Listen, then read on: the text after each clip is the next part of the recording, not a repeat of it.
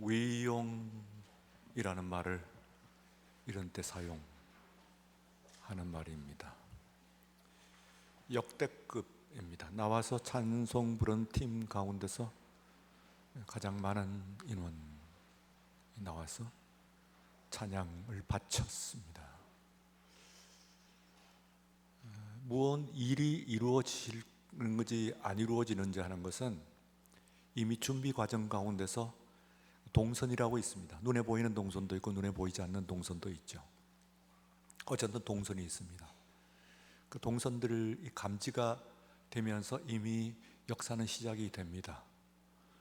이번 권사수련회 임원 여러분을 위시해서 움직이는 동선이 사실은 가기 전부터 저에게도 그리고 아마 교회 여러분들에게도 감지가 되셨을 겁니다. 이번엔 되겠다 하는 보고도 받았고 또한 모습도 보였습니다.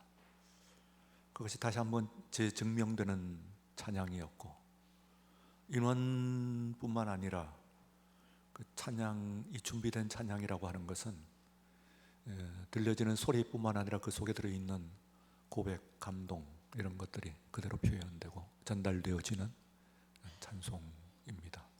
희망이 있다 하는 생각을 다시 한번 갖게 하는 고마운 여러분들의 격려, 교회를 향한, 교회를 교회되게 한다, 예배를 예배되게 하소서 하는 외침이 오늘 이 밤에 우리 주님께서 들으시는 외침이 되시기를 주의 이름으로 축원합니다. 목회자 그는 누구인가? 목회자로서의 사도 바울, 특별히 고린도 교회의 설립자이며 또한 목회자, 이제는 전임 목회자죠. 전임 목회자로서의 바울은 그는 누구인가? 그는 자신을 누구로 자신의 설립한 교회인 고린도 교회에 소개를 하고 있는가? 어떻게 설명하고 있는가? 하는 내용들이 오늘 나와 있습니다. 이 이야기는 아마 예화인데요, 지어낸 예화죠. 아마 여러분들이 한 번쯤은 들으셨으리라 생각이 되는 예화이긴 합니다. 그러나 오늘 말씀의 내용과 관련되어 가지고 딱 떨어지는 맞는 말씀인 것 같아서 한 번 더 소개를 합니다. 이제 그 하늘길이 열려서 관광을 가기도 하고 오기도 하는 시대가 이제 왔습니다. 그 중에서 한국 사람뿐만 아니라 세계인들이 가장 자주 많이 찾는 관광지 중에 하나가 태국이죠. 태국 관광은 태국 관광대로 그 특징, 장점이 있습니다. 우선 우리들한테는 가깝고 싸고 또 볼거리, 체험거리가 굉장히 많죠. 그 중에서 태국에서만 볼 수 있는 그 체험 중에 하나가, 관광거리 중에 하나가 코끼리 쇼라고 하는 게 있다고 그래요. 코끼리 쇼. 저는 가보지는 않았습니다. 들은 얘기요. 코끼리 쇼. 그러니까 이 어마어마한 그 덩치를 가지고 있는 이 코끼리가 사람의 말을 듣는 거예요. 시키는 대로 하는 거죠. 뭐 춤도 추고, 뭐 두 발로 일어섰다가, 뭐 빙빙 돌았다가, 뭐 온갖 모습을 합니다. 어마어마한 이 코끼리가 사람의 말 한마디에 그렇게 탁 따르면서 하는 걸 보면은 그 굉장히 볼거리는 볼거리가 될 거예요. 그러나 그렇다고 해서 아무 말이나 아무의 그 누구의 말을 다 듣는 건 아닙니다. 단지 조련사, 그 한 사람의 말만 듣는 거죠. 그걸 이제 보여주기 위해서 조련사가 여러 가지 쇼를 하고 난 다음에 그 관중들, 구경꾼들에게 물었습니다. 여러분들 중에서 만약에 어느 누가 나와가지고 이 코끼리가 눈물을 흘리게 하면, 코끼리는 웁니다. 울 수 있는 짐승이 있고 울 수 없는 짐승이 있다고 그래요. 코끼리는 울어요. 머리가 좋다는 뜻이죠. 그러나 아무 때나 웃는 것은 아니에요. 이 코끼리가 울게끔 만들면은, 그러면 제가 돈을 1만 바트, 태국 돈이죠. 1만 바트를 제가 드리도록 하겠습니다. 꽤 몇십만 원 되는 그런 꽤 큰 돈이에요. 아무도 나설지 않는 것은 거기 나가서 코끼리가 내 말을 들을 것 같지도 않은 거예요. 잘못하면 코끼리 앞에서 멀쩡댔다가 화를 면치도 못할 수도 있으니까, 화를 당할 수도 있으니까 선뜻 나서지 않습니다. 그래서 그렇게 끝나는 줄 알았는데 저쪽에서 한 사람이 손을 듭니다. 제가 한번 해보겠습니다. 코끼리 눈물 흘리게 한번 해보겠습니다. 이러고는 이제 한번 나와보시오. 코끼리를 어떻게 눈물을 흘리게 하냐. 여기 있는 모든 관객들이 눈이 크게 뜨고 정말 저 사람이 무슨 재주가 있나, 공연이 나와가지고는 또 실수를 하는 거 아닌가, 그것도 구경거리니까 보고 있습니다. 이 사람이 자박자박 걸어 나와가지고 코끼리 곁으로 갔어요. 그리고 코끼리 그 넓은 귀에다 대고 뭐라고 속삭입니다.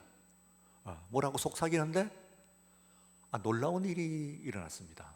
그 큰 코끼리가 그 사람의 말을 듣고 눈물을 진짜로 흘리는 겁니다. 주르르 눈물을 흘려요. 와, 사람들이 박수갈채를 들고 그리고 뭐 놀래가지고 했습니다만 정말 무색한 것은 그 조련사입니다. 아무도 자기처럼 자기 신의 말을 듣는 것 외에는 코끼리가 안 들을 줄 알았더니 이 코끼리가 그야말로 말을 알아듣고 눈물까지 흘리니까 이거 굉장한. 근데 자기의 체면은 구기는 거거든요. 그래서 이제 이거는 절대로 못할 것이다. 당신이 뭐 코끼리 조련사도 아니고 어쩌다가 뭐 눈에 뭐가 들어갔는지 모르겠습니다만은 그러나 이제는 안 된다, 이 생각을 하고 코끼리가 이번에는 번쩍 일어서 가지고는 고개를 설레설레 흔들면은 그러면은 그 10만 바트를 드리겠습니다, 이런 거예요. 코끼리 눈에다 뭘 뿌렸는지 뭐 어떻게 했는지 는 모르겠습니다만 방법을 썼다고 생각을 하고, 그러나 코끼리가 일어서 가지고 고개를 절레절레 흔들 수는 없는 거거든요. 이 사람이 또 가가지고 해보겠다는 거예요. 또 뭐라고 코끼리의 귀에 대고 뭐라고 속삭였어요. 그랬더니 놀라운 일이 일어났습니다. 진짜 그 코끼리가 번쩍 일어나더니 고개를 설레설레 흔드는 거예요. 이야, 그 조련사는 약속한 돈을 안 줄 수 없는 상황이긴 합니다만 돈도 도되려니와 구경꾼들은 대단한 구경거리를 했습니다. 코끼리가 그렇게 다른 사람의 말을 듣는 것도 놀랐거니와 또한 이 조련사가 창피를 당한 것, 그것도 또 하나의 놀라운 구경거리가 된다고 생각할 수가 있어요. 자, 그래서 이 조련사가 너무 놀랐어. 세상에 생각지도 못했고 이런 사람을 본 적이 없거든요. 여러 사람들 수없이 많은 그런 그 관광객들이 다녀갔지만 이런 일은 없었기 때문에 그 사람한테 물었습니다. 당신 조련사요, 어떻게 해서 이런 일이 있어? 그리고 아까 내가 보니까 코끼리 귀에다 대고 뭐라고 속삭이던데 코끼리한테 뭐라고 그랬어? 뭐라고 그랬는데 코끼리가 눈물을 흘리고 또 뭐라고 그랬는데 코끼리가 벌쩍 일어나고 고개를 설레설레 흔들어요. 그 코끼리가. 그러니까 사람이 가만히 있다가 이제 제가 한 문장 한 말만 했습니다. 뭐라고 그랬어요? 코끼리의 코에 대고 귀에 대고 첫 번째 한 말은 나 한국에서 온 목회자야. 나 이래봬도 한국에서 온 목회자야. 이랬더니 코끼리가 눈물을 주르르. 이게 얼마나 안 된 일이냐. 눈물을 주르르. 그래요?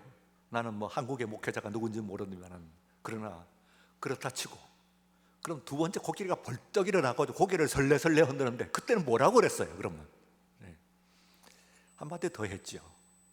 너 나하고 한국 가서 같이 목회할래? 그랬더니 코끼리가 그건 못하겠다고, 닦는다 해도 코끼리 쇼는 해도 그건 못하겠다고 했다는 지어낸 얘기 같죠? 지어낸 얘기 같습니다. 아마 그 지은 이가 직업이 누굴까요? 목사 같아요. 제가 저는 찾아보지는 않았습니다만 아마 목회자가 그걸 만들어내지 않았을까, 그런 이야기입니다.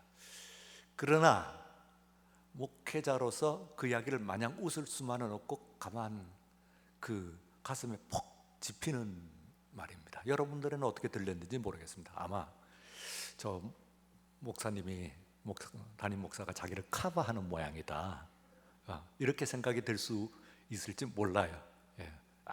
저 좀 알아주고 불쌍히 여겨달라고, 좀 귀히 여겨달라고 자기 자신을 커버하려고 아마 저 이야기를 오늘 이 시간 설교 서두에 전하네, 그렇게 생각이 되셨을지는 모르겠어요. 뭐 그럴 수도 있겠죠. 그러나 그런 뜻은 사실은 별로는 없습니다. 없고, 오늘 말씀과 어쩌면 조금 안내하는데 여러분들 이해에 도움이 되지 않을까, 그런 생각이 되어서 그래 여러분들에게 좀 전했습니다. 오늘 말씀은 그냥 추석하고 뒤에 순서가 있으니까 추석을 하는데요, 추석도 아니고 사역이라고 하는 것은 개인적인 번역, 제가 개인적으로 번역, 우리가 성경에 번역이 되어 있지만 그러나 제가 번역을 한 거예요.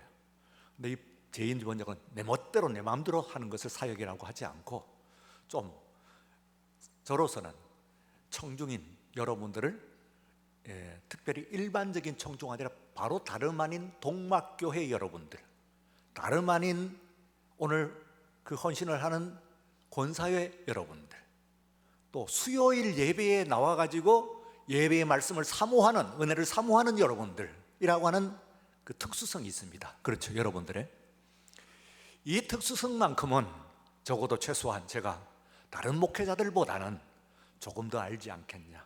그렇죠, 당연하지. 그래서 다른 목회자들보다는 조금 잘 안다고 하는 의미에서 여러분 청중이 잘 알아들을 수 있게끔 여러분들의 상황에 맞추어서, 물론 본문이 원래 의도하는 그 의도를 잘 번역을 해가지고, 그래서 번역을 해서 여러분들에게 드릴 때 그것을 가지고 사역, 개인적인 번역이다 그 말이죠. 사역이라고 합니다. 그러니까 본문과 동떨어진 것은 아니고 여러분들에게는 최소한 지금 여러분이 좀 어렵게, 이거 틀린 얘기는 아니고, 이 성경이 틀렸다는 얘기는 아니고, 이 성경이 여러분들에게 전달될 수 있게끔 보다 친절하게, 보다 또한 그 가슴에 와닿게, 분명하게 그렇게 전달을 하는 것이 바로 사역이라고 합니다. 그래서 오늘 본문을 4장 1절부터 13절까지, 아니 제가 준비한 건 15절까지요, 그 사역을 합니다. 한 절씩 여러분들이 읽고, 그리고 이제 제가 그걸 번역을 해드려요.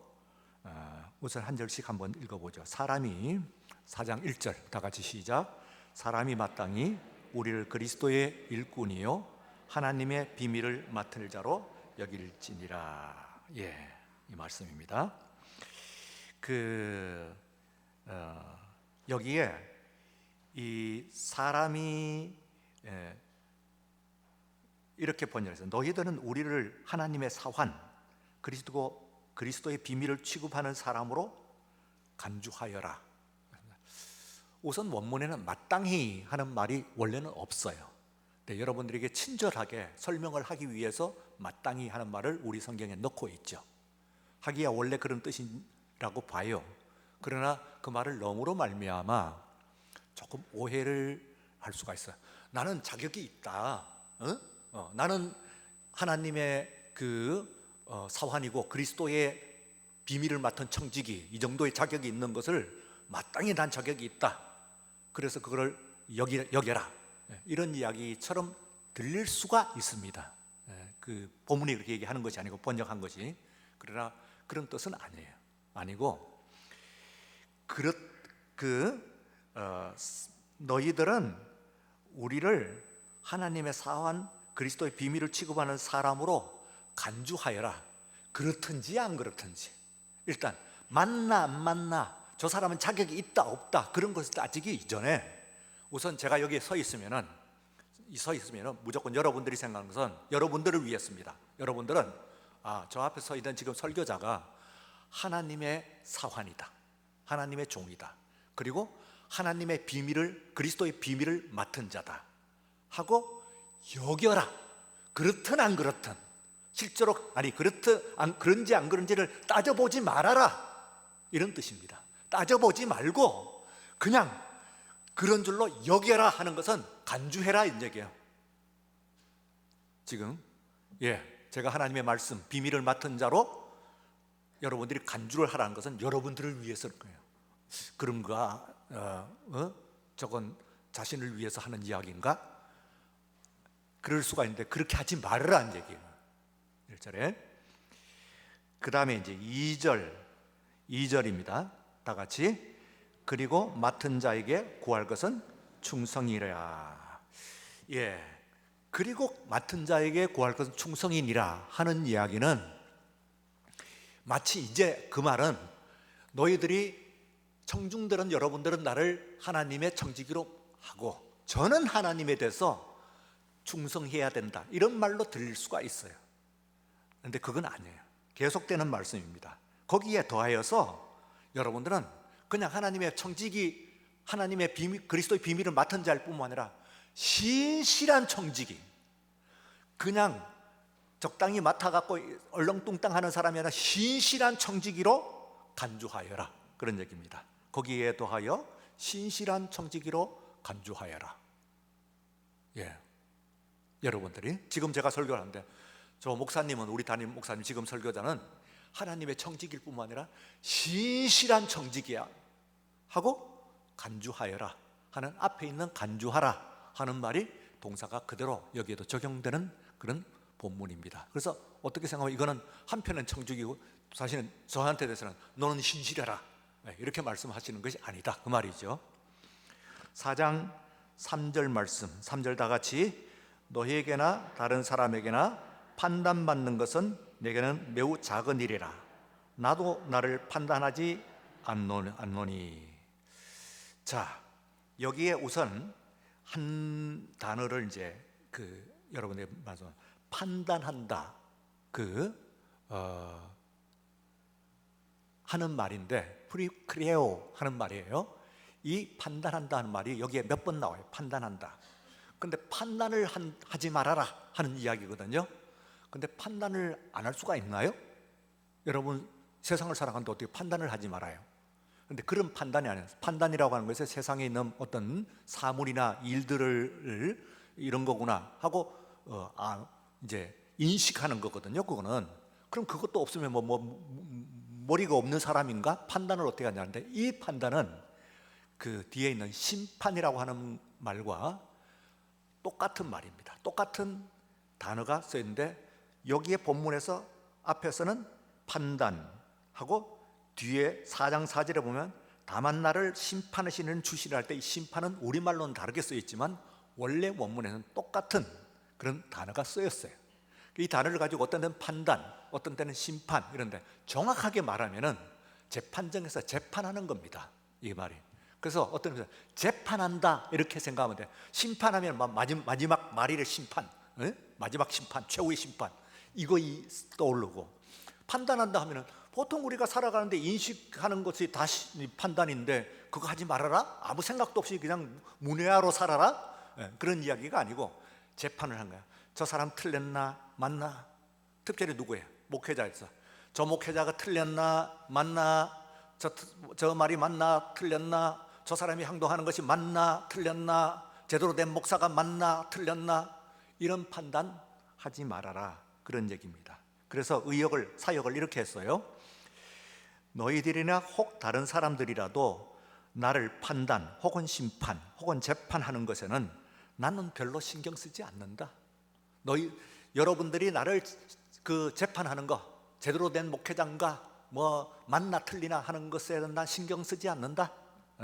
심지어 나도 내가 청지기 자격이 있나, 하나님 앞에 제대로 된 일꾼인가 아닌가 하는 판단 스스로도 안 한다, 이런 얘기입니다. 그럼 확 다른 얘기가 되죠. 어떻게 생각하면 여러분들은 이 곽 목사를 놓고 저 목사님이 정말 제대로 된 목회자인가, 저 사람이 자기 유익을 구하면서 뭔가 꼼수를 쓰지 않나, 그런 판단을 하지 말아라.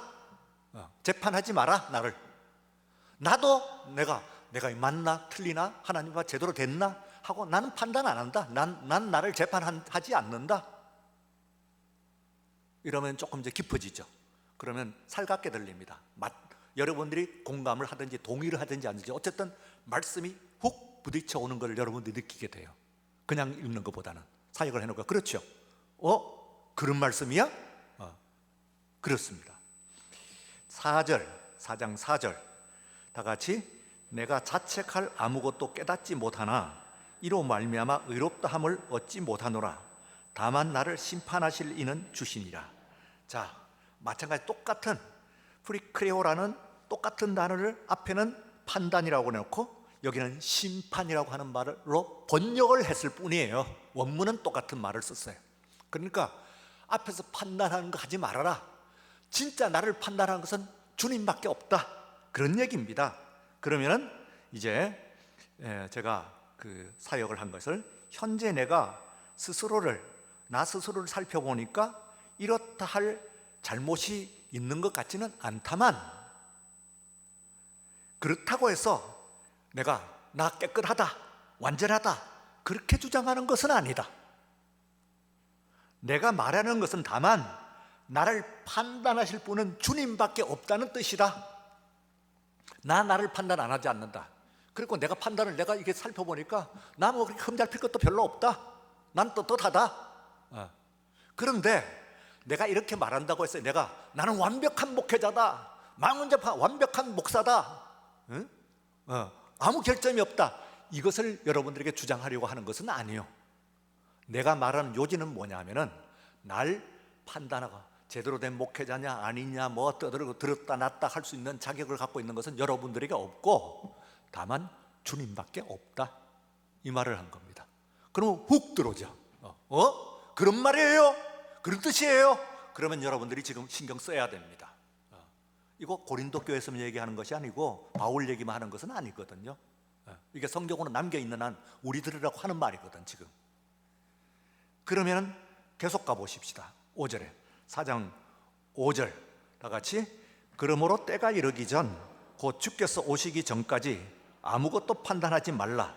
그가 어둠에 감추인 것들로 드러내고 마음의 뜻을 나타내시리니 그때에 각 사람에게 하나님으로부터 칭찬이 있으리라. 자, 다시 똑같은 단어를 가지고 판단이라고 했어요. 앞에는 심판이라고 그랬다가, 그러니까 이거는 생각조차 없으라 그런 얘기는 아니고 인식 활동도 하지 말아라 한 얘기가 아니고, 이건 말하자면은 그건 사입이죠. 말하자면은 재판하지 말란 거야. 만나 저거 봐 틀림없이 문제가 있는 목사 같은데 뭐 하지 말아란 말이에요. 기분 나빠서 그런 말을 하지 말아라는 얘기가 아니고 그걸 할 수 있는 자격을 갖고 있는 분은 주님밖에 없다고요. 지금 바울이 그렇게 얘기하고 있어요. 그러면서 이제 이렇게 제가 이제 사역을 했습니다. 나중에 주님이 오셔서 주님이 재판하실 때까지 재판 자체를 보류해라. 주님이 오시면은 그때 모든 어둠 속에 있는 거 다 드러나겠지. 그때 잘한 사람들은 칭찬을 해 주시겠지. 그러니 그 반대도 맞지. 만약에 잘못되면은 꾸중도 하시겠지. 그러니 나중에 주님 오실 때까지 아직 뭐라고 이야기하지 말아라, 그런 얘기입니다. 자, 그러면 4장 6절입니다. 6절 다 같이 형제들아 내가 너희를 위하여 이 일에 나와 아볼로를 들어서 본을 보였으니 이는 너희로 하여금 기록된 말씀 밖으로 넘어가지 말라 한 것을 우리에게서 배워 서로 대적하여 교만한 마음을 가지지 말게 하려 함이니라. 지난주에 말씀드렸죠. 전임 목회자가 전임 목회자가 창립자이자 전임 목회자가 바울이고 현재 목회자가 아볼로예요. 현재 담임 목사님은 아볼로예요. 그런데 이걸 가지고 누가 맞다 안 맞다 하고 파가 갈려지는 그런 상황에서 이제 주시는 말씀이에요. 그러면은 사역, 내가 우리를 포함하여 다른 사람들을 판단할 특별한 능력이나 지위가 여러분들에게 있다고 생각하십니까? 여러분들이 목회자를 포함해 가지고 교회 일을 이러쿵저러쿵 맞다 틀리다 이야기할 수 있는 그런 자격이 여러분들에게 있다고 여러분들이 생각하세요? 하고 묻습니다. 지금 이렇다 저렇다 판단하는 근거는 여러분들이 다 하는 것도 뭔가 누군가가 성경 공부하고 교회 생활하고 설교 듣고 하면서 배운 거겠지. 예? 그래서 배운 것을 가지고 마치 처음부터 나는 그런 자격이 있고 그런 지식이 있고 그런 능력이 있다고 그렇게 여기면서 판단할 게 뭐냐 말이지. 다 여러분들이 이야기하는 것은 다 교회는 뭐 하는 것이고 성경은 이런 것이고 설교는 이런 것이고 하는 것을 다 배운 거 아니냐, 그런 얘기예요. 근데 왜 마치 처음부터 그런 지식과 능력이 있는 것 같이 뽀기느냐, 그런 모습으로 보이냐 하고 웃습니다. 살갑죠. 지금 교회, 그 고린도라고 하는 교회의 상황이 그냥 살아 막 들어오지 않아요? 여러분들에게 지금 이거 뭐 이 고린도 교회에 문제가 부글부글 끓으면서 그냥 들어오는 그 내용입니다. 8절 다 같이, 너희가 이미 배부르며 이미 풍성하며 우리 없어도 왕이 되었도다. 우리가 너희와 함께 왕 노릇하기 위하여 참으로 너희가 왕이 되기를 원하노라. 왕은 웬일이야? 왕은 왜 남들이 교회 얘기하면서 왕은 왜 나오나 하면은, 왕은 지 마음대로 다 하지. 정권을 가지고 있죠. 모든 권한을 다 가지고 있는, 생사여탈 모든 것을 다 갖고 있는 거예요. 그러니까 너희가 하는 짓을 보니 마치 모든 것을 다 판단할 수 있는 지식과 능력과 자격과 지위가 있는 것 같이 행동하는 것을 보니 너희가 무슨 왕같이 구는구나. 판단의 왕이구나. 판단의 왕.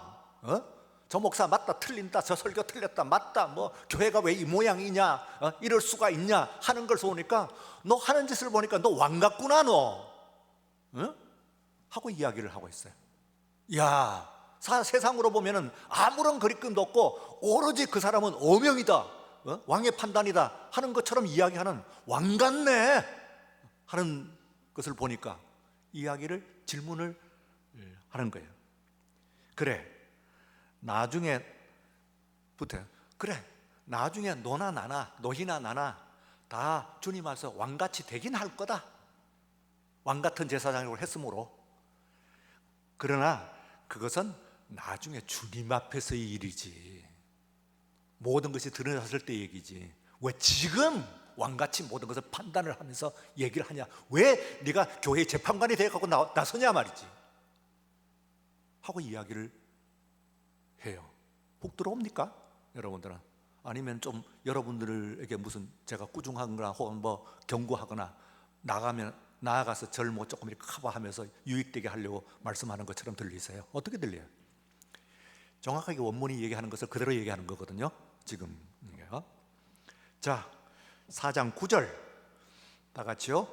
내가 생각하건대 하나님이 사도인 우리를 죽이기로 작정된 자 같이 끄트머리에 두셨으며 우리는 세계 곧 천사와 사람들에게 구경거리가 되었노라. 이게 뭐냐? 내가 보기에는 말이지, 하나님께서 우리는 사도인데 사도인 우리를 마치 이미 사형 언도를 받은 자 같이 저 끝에 두셨어요. 교회의 머리 줄을 쭉 서 있으면 1번, 2번, 3번, 4번 해갖고 쭉 두는 것이 아니라 제일 교회 저 끝에 뒀어요. 그래갖고 그거는 왕이고, 왕에서부터 시작했고 신하부터 쭉 뭐 시종부터 가갖고 쭉 가면 저 끝에는 저거는 sentenced to death, 사형하고 언도를 받은 사람처럼 하나님께서 거기에다가 우리를 자리를 뒀어. 이렇게 되었어요. 자, 그 다음에는 우리가 영적 존재와 세계사는 구경거리가 전락했구나. 10절입니다. 다 같이, 우리는 그리스도 때문에 어리석으나 너희는 그리스도 안에서 지혜롭고, 우리는 약하나 너희는 강하고, 너희는 존귀하나 우리는 비천하여. 그렇게 그건 앞에 붙어 있는 겁니다. 계속해서 그런 것이란 말이지. 4장 11절 다 같이, 바로 이 시각까지 우리가 줄이고 목마르며 헐벗고 메맞으며 정처가 없고, 우린 뭐 정말로 이러네, 몸 늙 것도 없고 참 이러네. 근데 12절 다 같이, 또 수고하여 친히 손으로 하는 일을 하며 모욕을 당한 즉 축복하고 박해를 받는 즉 참고, 이렇게 갑니다. 이제 마지막 13절, 비방을 받은 적 권면하니 우리가 지금까지 세상에 더러운 것과 찌꺼기같이 되었도다. 이게 이제 앞에서 뒤에서 붙는 거예요. 그러니까 우리는 보면은 약하고 너희는 강하고 존귀하고 하지만 우리는 약하고 비천하고 이 시각까지 줄이고 목마르고 헐벗고 수고하고 친히 모욕을 당하고 뭐 박해를 당하자 참고 비방을 받고 하는데 이거를 이러면서도 내가 너희들을 이렇게 권면한다. 우리가 지금 세상에서는 쓰레기 온갖 쓰레기같이 찌꺼기같이 취급을 받는다. 그건 맞다 하는 얘기예요. 그래서 이제 14절은 이제 제가 읽어드릴게요. 내가 너희를 부끄럽게 하려고 이것을 쓰는 것, 내가 이걸 부끄럽게 하려고 너희 쓰는 것이 아니라 오직 너희를 내 사랑하는 자녀같이 권하며 하는 것이다. 이거 굉장히 야단을 치는 거죠. 제가 그때 바울이 목회자가 자신의 교회에 한 얘기인데 우리한테 한 얘기도 아닌데 직접 한 얘기도 아닌데 여러분들이 가슴이 좀 썰렁하죠. 들을 때 이거 뭐 마치 앞에 있는 목회자가 설교자가 이거 뭐 우리를 좀 야단치나 뭐 이런 느낌도 좀 들 정도로. 그러니 직접 그 말을 들은 고린도 교회는 어떻겠어요? 그래서 이렇게 사역입니다. 이거 내가 너희들을 꾸중하는 것을 듣지 말아라. 내가 너희를 내 자녀같이 여겨서 하는 말이다. 15절 그리스도 안에서 1만 스승이시되 아버지는 많지 아니하니 그리스도 예수 안에서 내가 복음으로서 너희를 낳았음이라. 사역 뭘 좀 안다고 가르치려고 하는 사람들이 교회 안에는 얼마나 많으냐. 그런데 그러나 나는 너희를 가르치는 것이 아니고 너희를 낳았다. 이것만은 꼭 기억해라. 그런 얘기야. 난 너희들을 가르쳤지 않았다. 교회 안에서는 수많은 안다는 사람들이 이것저것 자기 의견들을 이야기를 한다. 그러나 나는 너희들을 가르치지 않았고 너희들을 낳았다. 그 사실은 기억해라. 16절 결론적으로 그러므로 내가 너희들을 권하노니 너희는 나를 본받는 자가 되라. 사역 결론입니다. 결론적으로 다시 말하자면 너희는 나를 본받으라. 그렇습니다. 자, 이게 이제 말하자면 실황입니다. 실황. 그 당시에 바울이라고 하는 목회자와 그리고 고린도 교회의 실제적인 대화가 어느 수준에서 지금 그 설교가 이 보낸 편지가 대화가 어느 수준에서 폐부를 찌르면서 공격적으로 어느 만큼 들어갔는지 하는 그게 어떤 내용이지 하는 것이 생생하죠. 들어보면 생생하죠. 지금 제가 사역한 내용은요 하나도 제 단어 하나도 집어넣은 거 아니거든요. 사실은 플러스 해갖고 조금 데코레이션한 거 하나도 없어요. 원문에 있는 내용을 그대로 얘기한 겁니다. 그거요. 그러니까 이 수준을 보면은 이게 우리 성경은 왜 그렇냐면 고어로 되어 있기 때문에 고어로 되어 있으니까 그때에 이 편지를 받았던 고린도 교회의 썰렁함, 그 부끄러움, 야단을 면박을 받을 때의 난처함 이런 것들이 전달이 제대로 안 돼요. 우리 지금 번역 성경을 갖고는 안 되게 돼 있어요. 근데 조금만 이렇게 손을 해가지고 그걸 상황을 설명을 해보면 확 살아나잖아요. 무슨 얘기인지 그때의 고린도 교회가 당했던 그런 느낌, 읽었을 때의 그 정서, 그때의 그 말을 갖고 있는 그런 내용 이런 것들이 분명하게 들어옵니다. 자, 목회자 뒤에 시간이 이제 정해진 시간이 또 순서가 있기 때문에 지금 이미 시간이 지났고요. 여기까지 하죠. 다음 시간에 조금 연장을 해서 좀 더 보기로 하고, 오늘 여기까지. 뭐 다시 말씀을 또 드립니다만 저대접하라고 하는 이야기는 전혀 아니고요. 진짜로 여러분들을 위해서입니다. 여러분들은 목회자 아니잖아요. 목회자를 통해서 은혜를 받고 축복을 받고 잘 살아야 되는 행복해야 될 그 사람들이잖아요. 그죠? 그러면은 졌지 판단하지 마세요. 날 커버하려고 하는 얘기는 전 커버 안 해도 돼요. 커버 안 해도 될 만큼 저는 제 커버 또 해요. 저는 사실은요. 좀 건방진얘기로 들릴지 모르지만 제가 커버해요. 그러나 여러분들을 위해서 말씀 한번 드립니다. 하지 마세요. 여러분들이 복이 안 됩니다. 복이 안 되니까 하지 마세요. 기도합니다. 거룩하신 하나님 아버지 감사합니다. 오늘 저녁 시간 엄중한 말씀으로 봤습니다. 스스로를 돌아보고 교회를 정화하고 새롭게 하는 말씀 되게 하여 주옵소서. 예수님 이름으로 기도리옵나이다. 아멘.